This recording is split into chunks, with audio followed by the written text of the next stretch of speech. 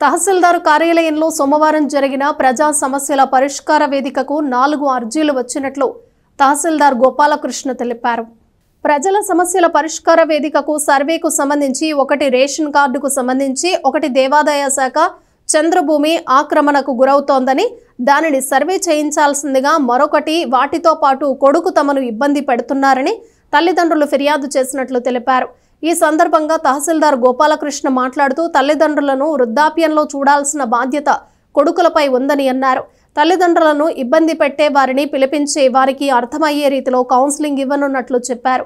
కార్యక్రమంలో revenue inspector సిబ్బంది పాల్గొన్నారు. అందరికీ నమస్కారం.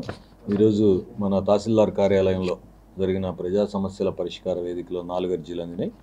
అందులో ఒకటి సర్వేకి సంబంధించింది, ఒకటేమో రేషన్ కార్డు రిలేటెడ్గా ఉంది, ఒకటేమో ఎండోమెంట్ ల్యాండ్స్ని ఎవరో కొంతమంది ఆక్రమిస్తున్నారని చెప్పేసి కొలకలూరు నుంచి ఎండోమెంట్ డిపార్ట్మెంట్ నుంచి వచ్చింది. అలాగే ఒకటి తాడిపోయిన శివ వెంకట్రావు అని ఆయన కొడుకు ఇబ్బంది పెడుతున్నాడని చెప్పేసి వచ్చింది. ఈ 4 అర్జీలు కూడా ఏవైతే నిర్ణీత పద్ధతిలో ఎలా అయితే పరిష్కరించాలో ఆ విధంగా పరిష్కరిస్తూ ఉంటాం. ఈ 4వ అర్జీ చూసిన తర్వాత మరి ముఖ్యంగా కొంచెం మనసుకు కూడా కష్టంగా అనిపిస్తుంది.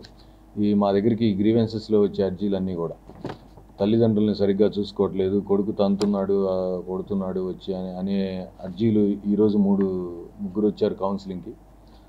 సో దీని విషయంలో అప్రాప్రియేట్గా కన్సల్టేషన్ ఆఫీసర్గా డిఎస్పీ గారు ఉంటారు, పోలీస్ వారి సహకారంతో వీళ్ళకి ఏ భాషలో ఏ విధంగా చెప్తే అర్థమవుతుందో ఆ విధంగా కౌన్సిలింగ్ కూడా ఇస్తాం. పేరెంట్స్ని చూసుకోవడం చక్కగా అనేది మన బాధ్యత.